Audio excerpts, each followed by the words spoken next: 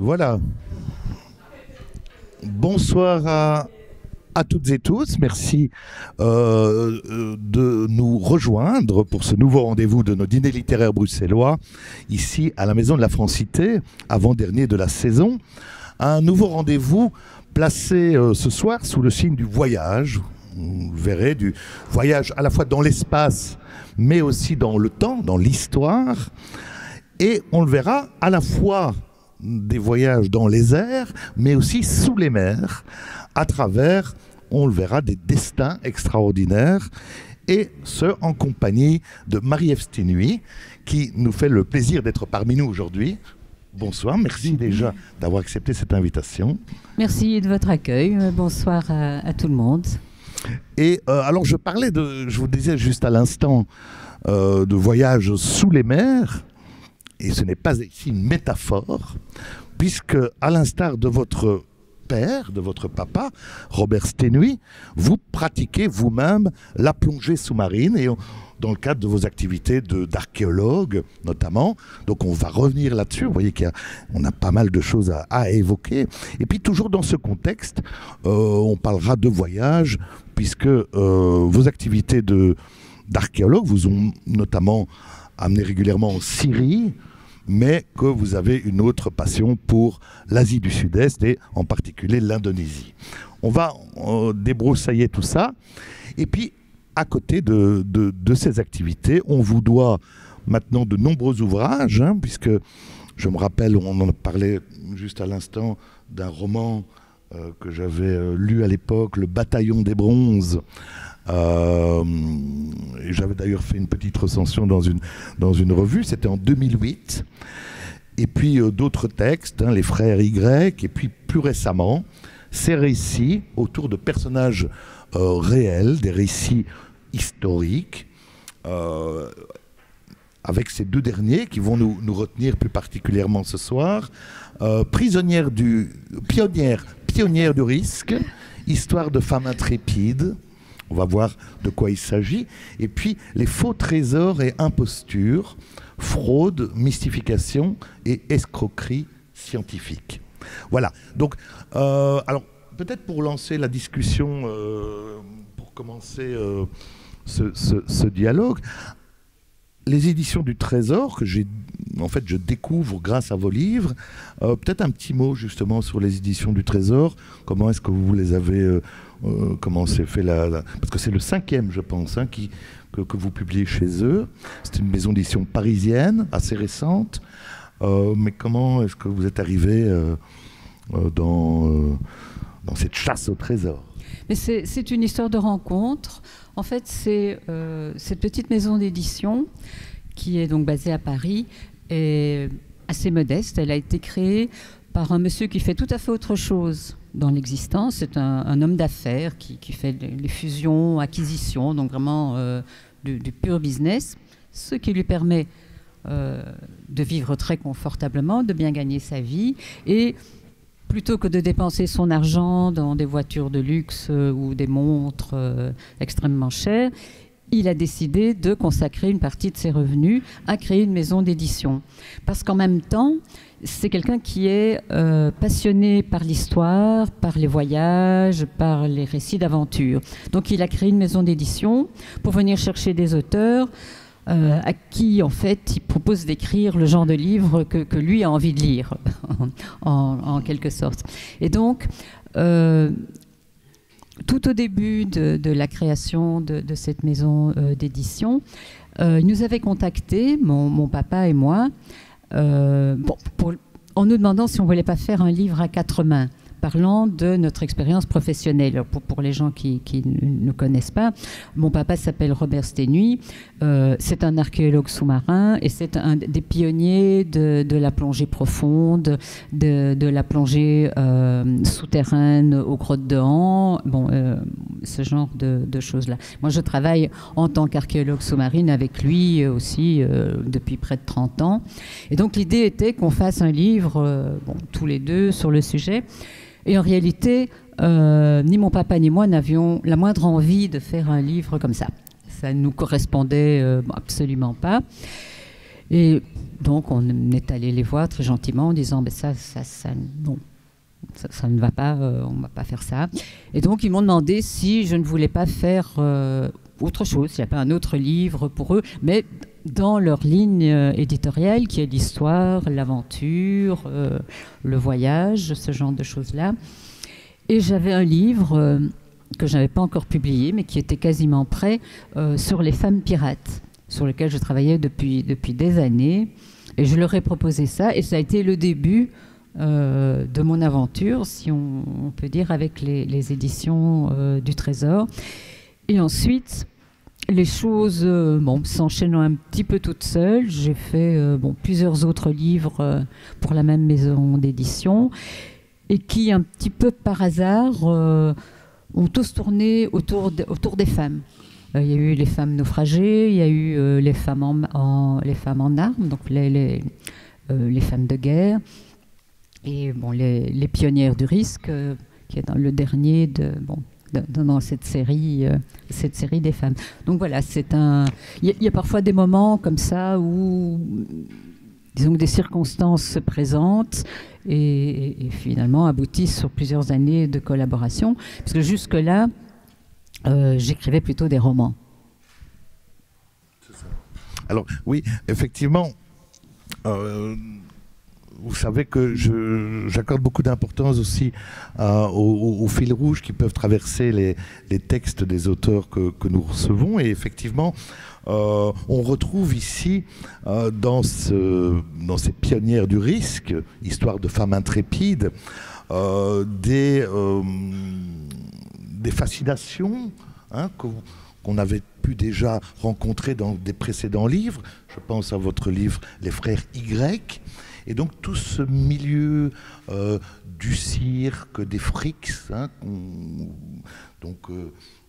l'univers de Fricks, le film de Barnum, de cirque, etc., qu'on retrouve évidemment dans certains portraits que vous croquez ici dans ce livre. Alors évidemment, on va y venir à un des personnages, ce personnage incroyable qui est Zazel, mais peut-être, d'où vient cette passion, peut-être cette dilection, en tout cas pour cet univers-là? Est-ce qu'il y a des auteurs qui vous ont marqué, peut-être Jules Verne ou des choses comme ça Non, pas particulièrement. Enfin, je me suis toujours intéressée quand même aux personnages qui avaient des tempéraments ou des physiques très particuliers. Par exemple, j'avais adoré L'homme qui rit de Victor Hugo, qui parle d'un enfant justement qui a été déformé, mais volontairement pour mendier, etc. Et donc, c'est peut-être quelque chose comme ça, mais c'est vrai que je me suis intéressée plus spécifiquement à cet univers des grandes parades monstrueuses quand j'ai commencé à travailler sur les frères Y. Et les frères Y, c'est l'histoire de ce qu'on appelle des ipsiloïdes, c'est-à-dire ce sont des jumeaux qui ne se sont pas bien divisés avant la naissance. Et donc ça donne un monsieur qui a 2 jambes, 2 bras, mais un double tronc, 2 têtes, et qui est entièrement dédoublé. Ils ont été très célèbres à leur époque, et ça existe encore. Il y a deux jeunes filles américaines qu'on voit beaucoup dans les journaux, et qui ont exactement le même physique, et qui arrivent de nos jours, parce qu'on est peut-être plus tolérant, on a une vision un petit peu différente, elles arrivent à vivre d'une façon tout à fait normale. Disons que dans un univers normal, elles n'ont pas besoin d'être exhibées et de gagner leur vie comme ça.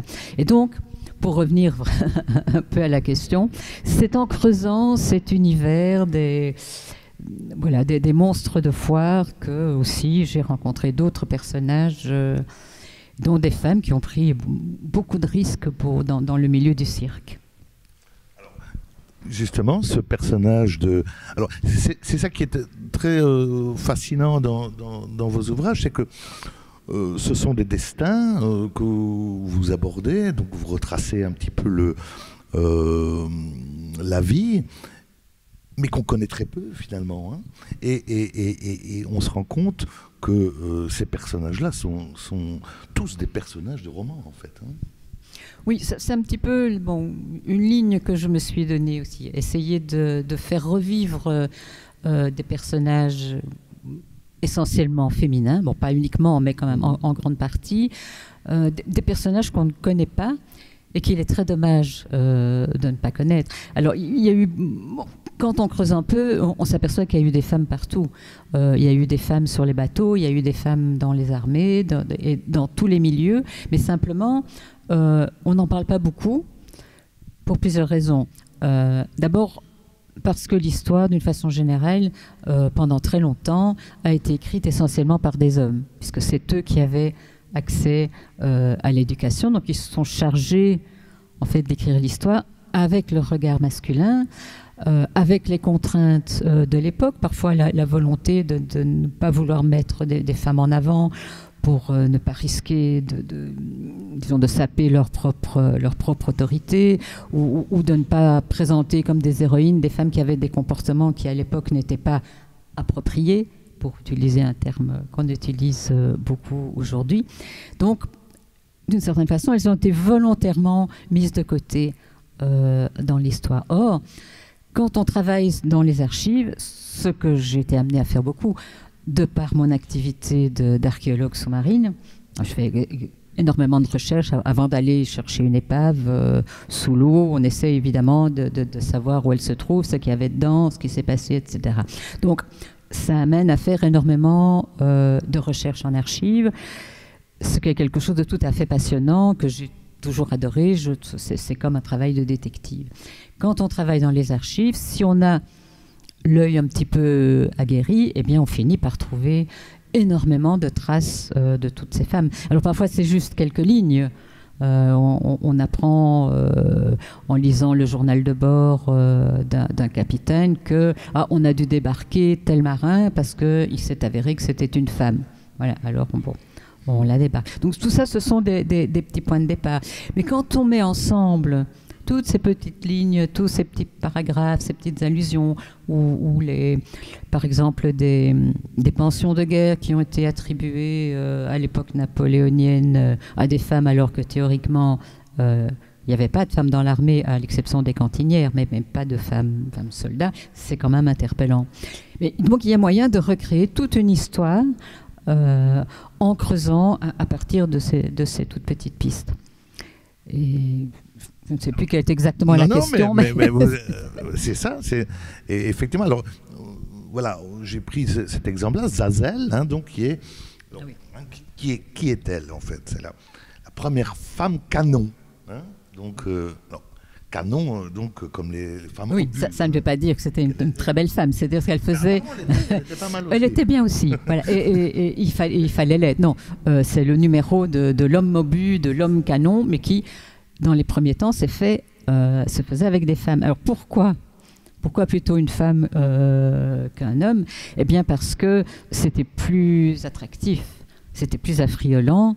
Ça reste c'est du spectacle, le cirque. Donc les gens qui vont au spectacle sont absolument ravis. Bon, là on est au 19e siècle, hein. Donc ils sont absolument ravis de voir des jeunes femmes en tenue courte, en collant, à une époque où montrer ses chevilles était déjà quelque chose d'osé. Donc il y a une part de voyeurisme dans tout ça, et donc on utilise de préférence des femmes parce que ça va attirer le public. C'est la même chose pour le funambulisme, pour les numéros de parachute qui sont avant toute chose des spectacles. C'est ça. Alors, et c'est vrai donc vous détaillez effectivement le fait qu'elle va s'exiler aussi aux États-Unis, où elle aura un grand succès. Et il y a un personnage d'ailleurs qui est Farini, hein, qui est un personnage assez incroyable, qu'on va retrouver d'ailleurs dans un autre livre, dans un autre contexte complètement différent. Mais je voulais peut-être vous lire, si vous permettez, un petit extrait justement parlant de cette Zazel. Zazel sait déjà ce qu'être star veut dire, mais ici, elle entre dans une nouvelle dimension. La voilà bientôt qui parade à Broadway. entourée de lions de Namibie, de tigres du Bengale, d'hyènes et de panthères noires, d'éléphants de Frix en tout genre, de clowns, d'écuyers et autres acrobates. Son premier vol de femme canon devant le public américain a lieu en avril au Capitol Grounds, sous une tente pouvant accueillir plus de 10 000 spectateurs. L'enthousiasme est aussi délirant qu'en Europe. Barnum est ravi. Après cette première tournée de 8 mois, Zazelle reviendra une seconde fois aux États-Unis en 1882. C'est probablement après ce dernier contrat qu'elle abandonne provisoirement le cirque. Farini, le personnage dont on parlait, continuera à présenter son spectacle avec d'autres Zazelle qu'il a eu la prévoyance de former. Rosa, qui est le vrai nom de Zazelle, Rosa est encore jeune, à peine 20 ans, mais le métier de femme canon n'est pas de ceux que le corps accepte d'exercer très longtemps. Et puis, surtout, elle a rencontré l'amour en la personne d'un certain George Oscar Starr, un des agents de Barnum. Voilà ce que ça peut donner sous la plume de Marie-Ève Sténuy. Et on apprend une multitude de petits détails, de petites choses comme ça, autour justement du personnage, mais on apprend aussi, Barnum évidemment on le connaît, et on se rend compte qu'il y a des tractations entre certains directeurs de cirque pour revendre des spectacles, des choses. C'est ça qui est assez fascinant. Oui, cet univers du spectacle à grande échelle est très attrayant.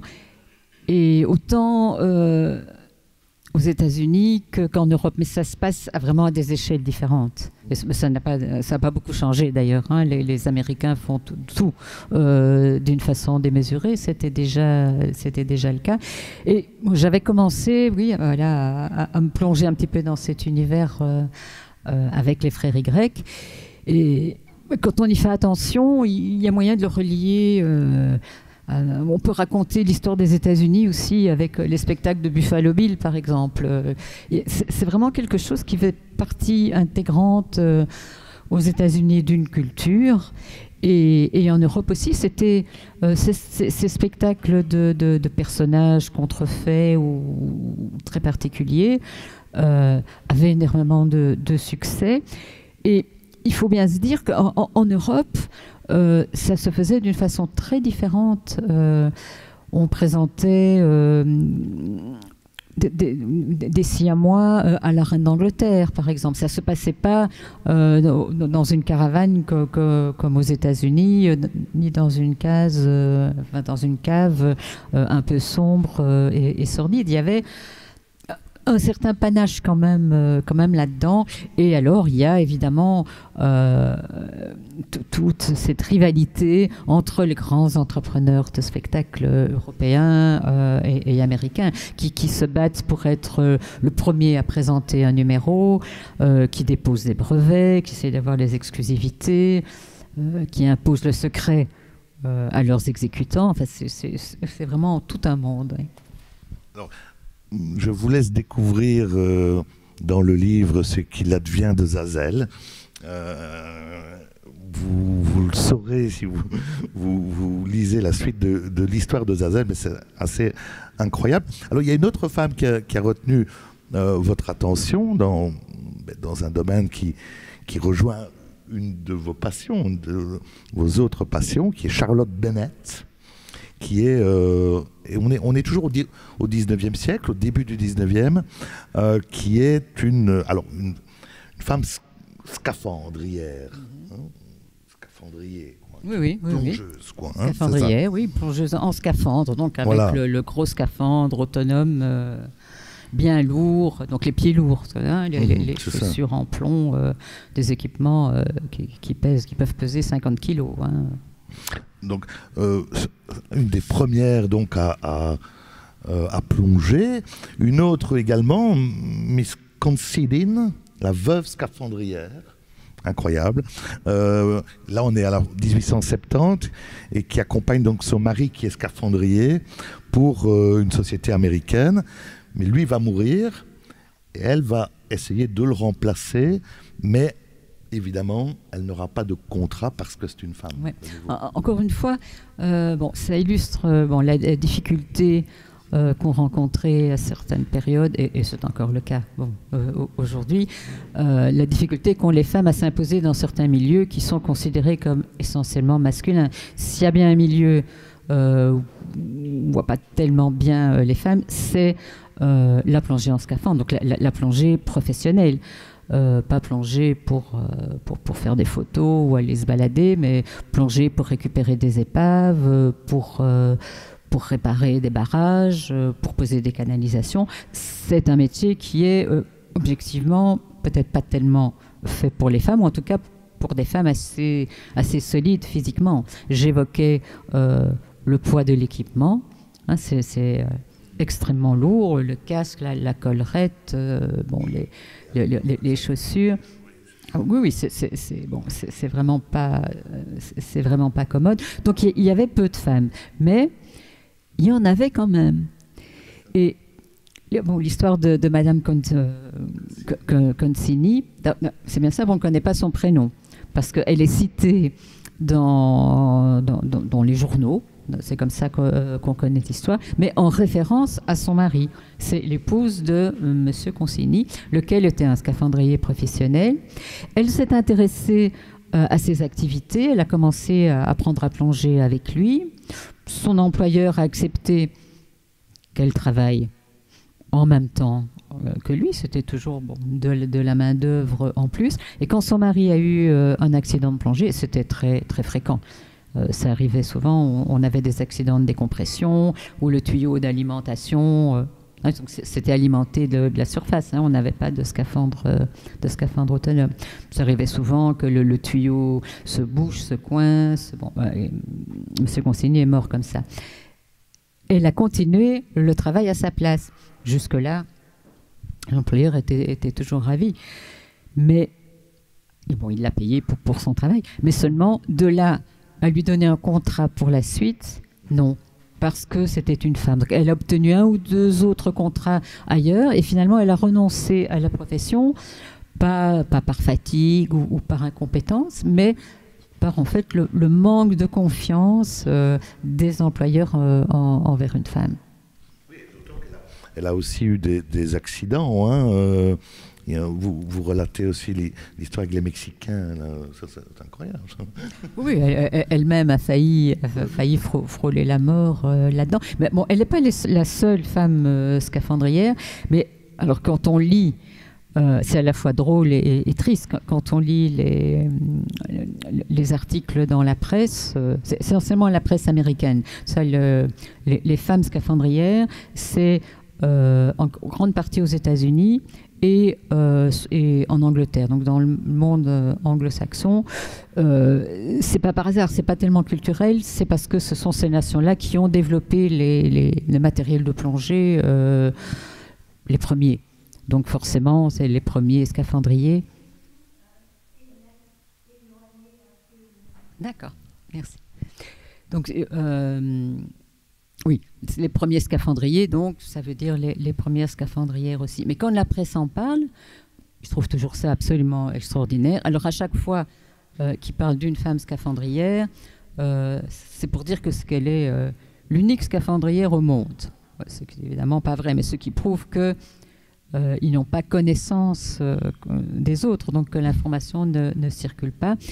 Et alors, certains journalistes trouvent ça formidable, d'autres n'y croient carrément pas. Il y a des articles où des journalistes déclarent simplement que c'est tout à fait impossible, et puis d'autres où le journaliste finalement fait un petit peu mieux son travail, il se déplace, va vérifier, recueille des témoignages et finit par faire un article où il dit finalement c'était vrai. Bon, tout ça illustre les difficultés de s'insérer dans certains milieux professionnels. Oui, et alors à nouveau, avec la plongée également, vous vous rappelez que la plongée, pour les femmes, il y avait l'aspect du spectacle aussi. Hein. La plongée et le spectacle étaient mêlés, et avec le cinéma, et vous donnez un autre exemple là, de Amelia Behrens Furniss, où effectivement, on est de nouveau dans cet aspect de spectacle, de performance spectaculaire.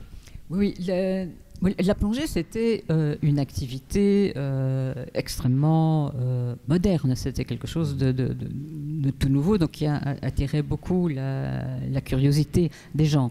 Donc, et alors, la plongée en scaphandre sur les épaves, sur les chantiers, n'est pas praticable toute l'année. Il y a des années où les conditions météo, des périodes où les conditions météo ne permettent pas de plonger. Donc, certaines femmes avaient une autre activité liée à la plongée pendant ce temps-là, et dans certaines foires, il y avait des démonstrations de plongée dans des aquariums géants. On faisait la démonstration de l'appareil de plongée d'Ernie-Cris. Et là aussi, bon, pour les mêmes raisons, quand on choisissait des jolies jeunes filles pour faire les funambules et les femmes canons, on choisissait de préférence des femmes, ça attirait plus de monde. Certaines s'exhibaient comme ça sous l'eau, dans des grandes cuves avec des requins, par exemple, ou démontraient simplement un éclairage électrique sous-marin. Donc c'était en même temps de la promotion du matériel. D'autres ont travaillé aussi dans le cinéma pour faire des doublures pour les scènes sous-marines. Ça, c'était vraiment les premières activités qui étaient accessibles aux femmes dans le domaine de la plongée. Depuis, il y a des femmes qui plongent partout, autant dans la plongée professionnelle que les archéologues. Bon, voilà, j'en suis une. Les photographes, les instructrices de plongée. Bon, c'est devenu, heureusement, maintenant tout à fait commun. Bon, c'est passionnant, moi je trouve ça passionnant. Bon. Mais parce que, juste, on vous l'avait rappelé, je suppose que c'est votre papa qui vous a initié à tout cet univers-là, ce monde de la plongée. Vous avez appris très tôt avec lui, ou bien comment c'est venu presque naturellement, je vais dire, ou bien... J'ai appris à plonger Parce que lui n'était pas archéologue de formation, je pense. Non. Il est venu après. Ouais. C'est-à-dire que, disons, à son époque, l'archéologie sous-marine n'existait pas. Voilà, c'est une discipline qui n'existait pas. Le matériel existait à peine. Quand il a fait ses premières plongées dans les boyaux aux grottes de Han, les palmes, lui et ses équipiers, ils les découpaient eux-mêmes. On n'allait pas chez Decathlon s'acheter une jolie combinaison sur mesure. Il fallait... il est de cette génération, mais il va avoir 90 ans très, très bientôt. Donc il est d'une génération où il fallait vraiment inventer tout ça. Moi, j'ai toujours adoré l'histoire, eu envie de faire de l'archéologie, et j'ai appris à plonger au départ, essentiellement pour ça, pour l'archéologie. C'est ça. Alors, je rappelle aussi qu'il a publié aussi bon nombre d'ouvrages, notamment, j'ai appris ça chez Gallimard, il a publié un livre chez Plomb, etc. Donc on peut, je suppose, retrouver aussi des textes de votre papa en bibliothèque. Alors, donc voilà, ce livre, Pionnière du risque, donc toute une série de portraits des femmes donc pilotes de ballons, parachutistes, femmes canons et chasseuses de baleines. Voilà, ça vous donne un petit peu l'idée de ces histoires de femmes intrépides. Et puis alors il y a le tout dernier, qui est paru l'année passée, je pense il y a un peu plus d'un an, où là effectivement on n'est plus dans cette série consacrée aux femmes, non. Mais on est sur des histoires étonnantes, faux trésors et impostures, fraude, mystification et escroquerie scientifique, où on rejoint aussi finalement ce dont on a évoqué, cette fascination que vous avez pour le mystérieux, les forbans, et de nouveau ce monde de la mystification aussi, du spectacle finalement, même si ici on est confronté à des escroqueries. Alors là, il y a eu pas mal de livres, mais justement ici, vous revenez sur des cas qu'on ne connaît peut-être pas non plus. Alors, je voulais juste un petit mot sur la cité perdue du Kalahari, qui est une histoire incroyable. D'ailleurs, Vous vous rappelez qu'il y a peu, on a découvert un peu le secret de cette histoire. Et on retrouve dans cette histoire le fameux Farini, premier employeur de Zazel, qu'on retrouve ici dans cette histoire complètement incroyable. Peut-être un mot là sur cette cité perdue du Kalahari. Je ne sais pas si ça vous dit quelque chose. Non, ça c'est un exemple de...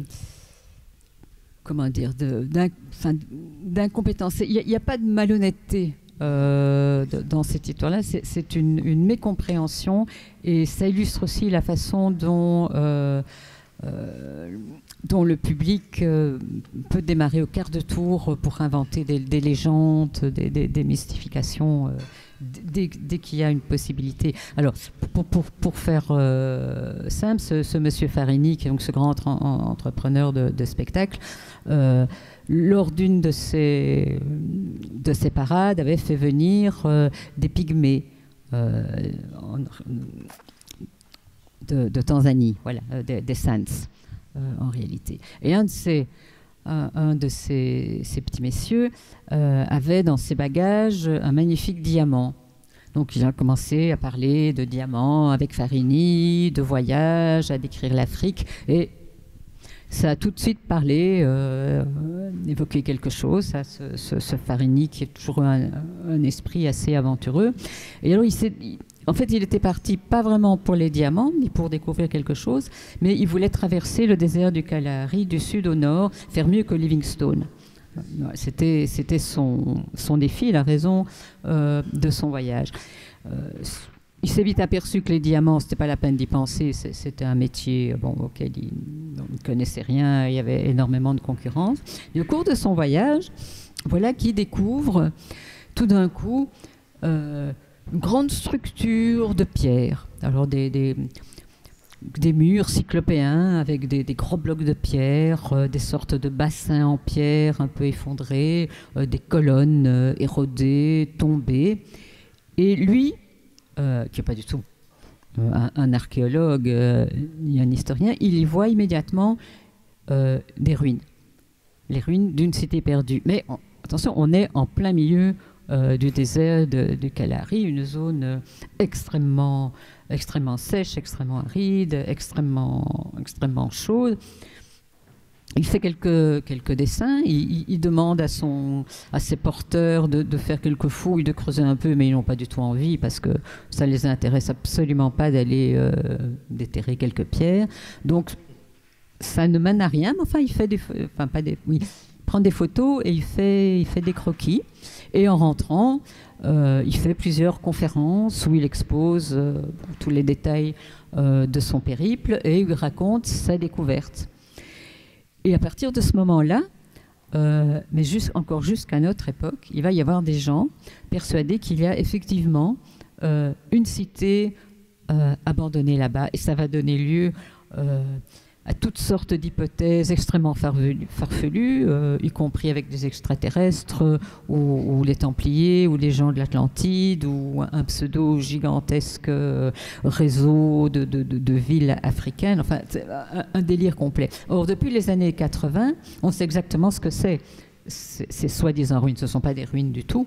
C'est un phénomène géologique naturel, comme il y en a dans plusieurs autres endroits du Kalahari. Simplement. Et c'est vrai que quand on les voit, quand on voit des photos, ça ressemble à des grosses pierres avec des joints, mais ça ne l'est pas du tout. On sait ça depuis les années 80.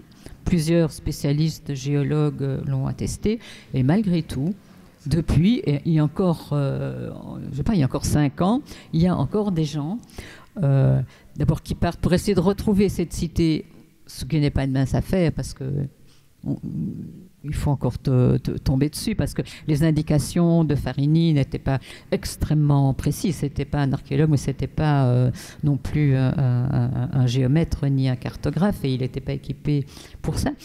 Mais donc il y a plusieurs générations finalement d'aventuriers qui font ça un petit peu pour le plaisir de faire des belles images, de vendre des livres. Mais on a beau savoir que quelque chose est faux, que c'est un mythe, mais ça ne met pas fin à l'histoire pour autant, parce qu'il y a toujours des gens qui préfèrent, n'ont peut-être pas tout à fait tort d'ailleurs, rêver, voilà, plutôt que de se heurter à la réalité qui est parfois un petit peu plus triste. Alors voilà, c'est donc un des récits qu'on retrouve dans ce dernier ouvrage, donc Faux trésor et imposture.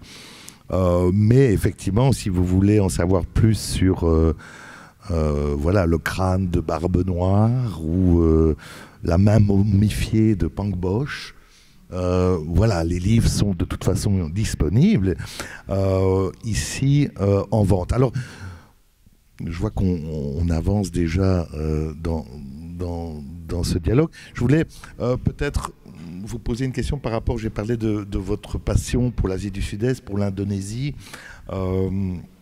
Est-ce qu'il y a un projet peut-être d'écrire sur l'Indonésie ou un roman peut-être qui se passerait en Indonésie? J'aimerais bien.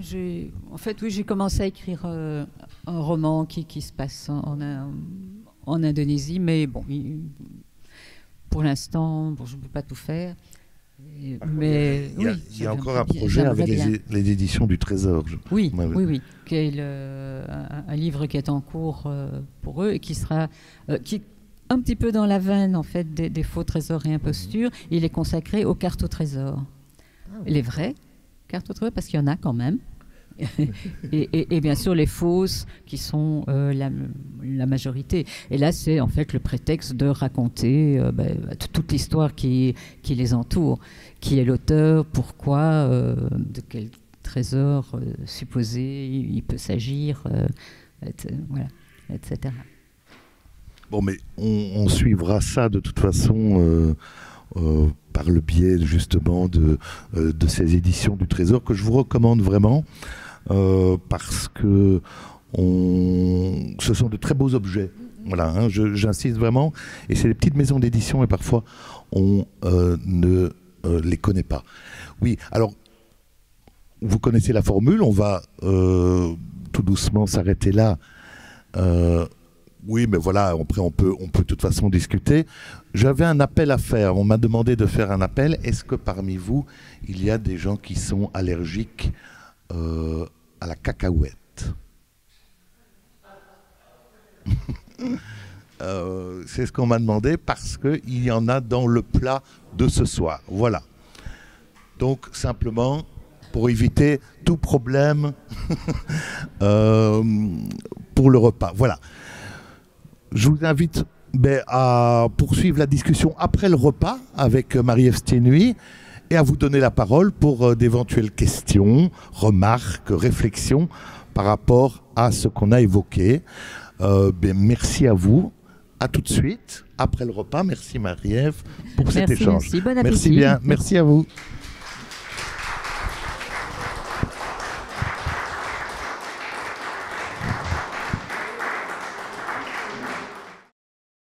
Maison de l'infocité.